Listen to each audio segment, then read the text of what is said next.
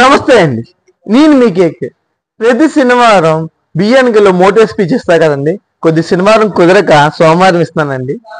ఇవాళ motivate speech వచ్చేలోకి weakness into strength అండి. మన వీక్నెస్ కూడా స్ట్రెంగ్త్ కింద ఎలా చేసుకోవాలో మీకు ఓవరాల్గా చెప్తానండి. జనరల్గా చిన్న సబ్జెక్టే సార్. జనరల్గా బయట సరౌండింగ్స్ ఎలా ఉన్నారంటే జనాభా ఒక మనిషిలో లోపాన్ని ఏలు పెట్టి చూపిస్తున్నారండి.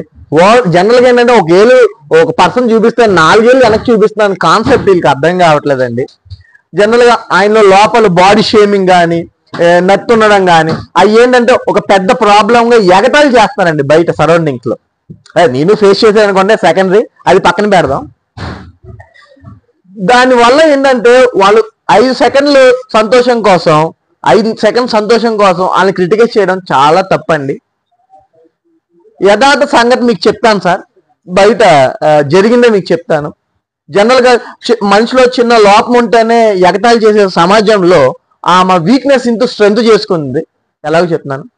జనరల్గా ఒక లేడీకి మీసాలు చిన్నగా గడ్డలు లైట్గా వస్తేనే మనం ఆక్వర్డ్గా చూస్తామండి. ఒక ఇదేంటి ఈమె ఇలా ఉంది అని సంబోధించి చూస్తాము, ఎగతాళి చేస్తారు బయట సరౌండింగ్స్. కానీ అదే లేడీకి బయట ఇంకో లేడీకి మీసాలు గడ్డాలు ఇంటూ 10 టైమ్స్, అంటే అప్రాక్సిమేట్లీ 10 టైమ్స్, అంటే ఆ మొహం మొత్తం కూడా హెయిర్ వచ్చేసి చాలా ఆక్వర్డ్గా కనిపిస్తుందండి. ఆమె ఎన్ని ఫేస్ చేసి ఉంటుందో లైఫ్ ఇన్సిడెంట్ గా మీకు చెప్తాను.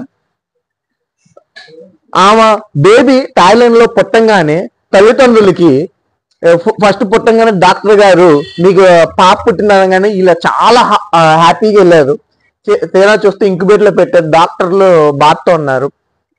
డాక్టర్ గారు అడిగారు, అదే పేరెంట్స్ అడిగారు డాక్టర్ గారు, ఏంటండి ఇలా ఉంటుంది. పాపని చూపించారు. ఆ పుట్టిన పాపకి అప్పుడు గడ్డాలు లైట్ గా హెయిర్ వచ్చేసిందండి ఫేస్ కి. ఏంటని అడిగితే, అండి ఇది జనరల్ గా ఒక చిన్న డిసీజ్ అండి.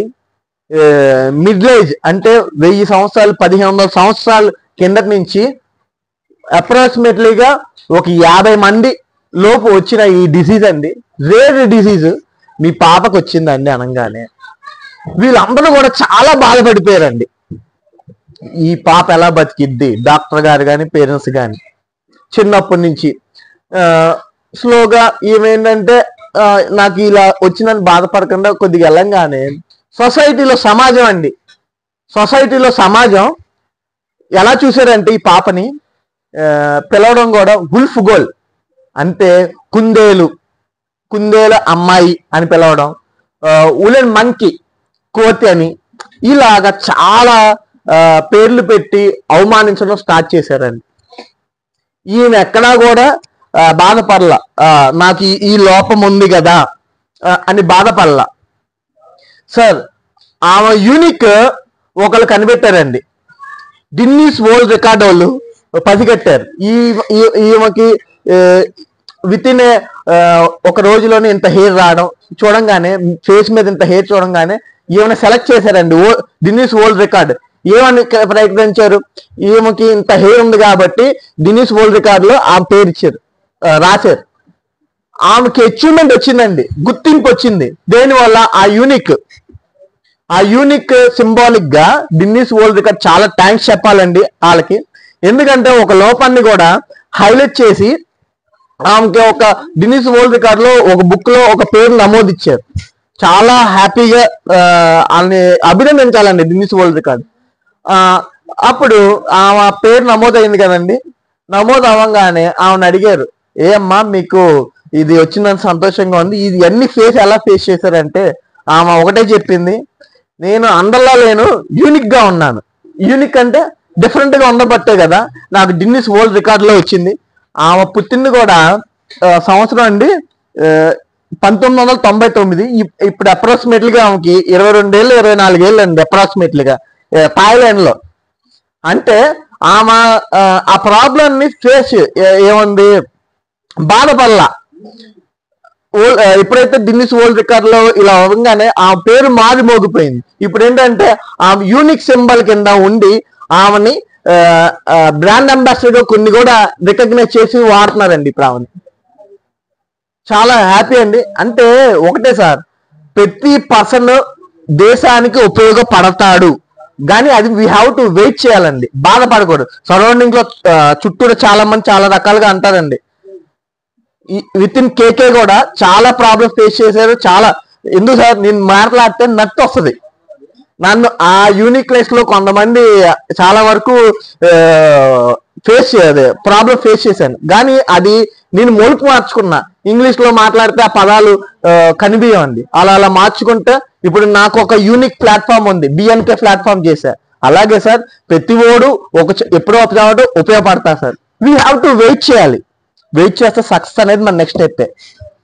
సార్ ఇంకోటి మీకు చెప్తున్నాను, అమెజాన్ అడవులు ఉన్నాయి కదా సార్, అమెజాన్ అడవులు రెయిన్ ఫారెస్ట్ అంటారండి. అక్కడ ఎప్పుడు వర్షం పడుతూనే ఉంటది. కొన్ని వందల కోట్లు ఖరీదు పెట్టి అసలు ఈ ఫారెస్ట్ ఎందుకు అస్తమానం వర్షం పడుతుంది, ఇంత మనం అడుగేస్తే అంత నేరోగా చెట్లు ఉంటాయి, దేని వల్ల పెరుగుతుందని సైంటిస్టులు అందరూ కూడా వెరిఫై చేశారండి. 100 కోట్లు ఖర్చు పెడతాయి. వాళ్ళు తెలిసింది ఏంటంటే ఇదంతా కూడా మొక్కలకు కావాల్సిన ఫాస్ఫరస్ అండి. ఫాస్ఫరస్ అనేది ఎక్కడి నుంచి వస్తుందో తెలుసా అండి? మనం కొంతమంది అంటారు నా జీవితం ఒక ఎడారి అయిపోయింది, నా బతుకు ఎడారి అంటారు, కానీ ఆ ఎడారి నుంచి వచ్చిందండి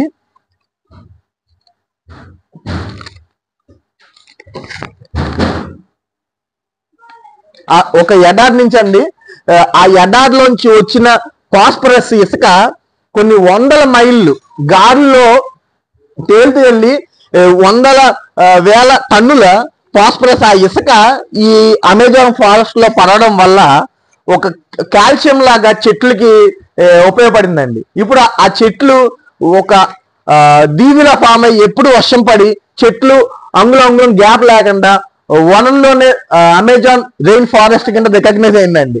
అంటే ఒక ఎడారే అంత ఉపయోగపడినప్పుడు మనం ఆ ఎడారిని ఒక పనికిరాని వస్తువు కింద మన జీవితంలో పెట్టుకుంటామండి, కానీ ప్రతి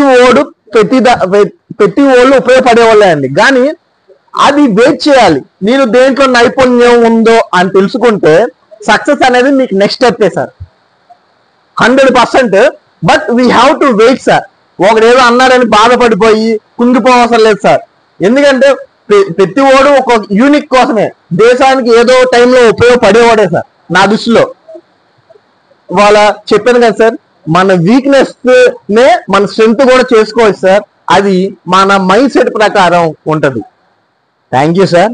నేను మీ కేకే, మీరు అందరూ కూడా సక్సెస్ అవ్వాలని కోరుకుంటున్నా సార్. ఇంకోటి మన ఛానల్ కూడా కొద్దిగా సబ్స్క్రైబ్ చేయండి సార్, వేరే వాళ్ళకి చెప్పండి. బిఎన్కే కేకే కన్స్ట్రక్షన్ నాకు యూట్యూబ్ ఛానల్ ఉంది అనే ఒక మాట కొనసాగించాను సార్. ఇదే సార్, మీరు అందరూ కూడా సపోర్ట్ ఉంటే ఇంకా స్పీచెస్ డెవలప్ చేసుకొని ఇంకా చెప్పడానికి ఛాన్స్ ఉంటుంది సార్. Thank you sir. నేను మీ కేకే.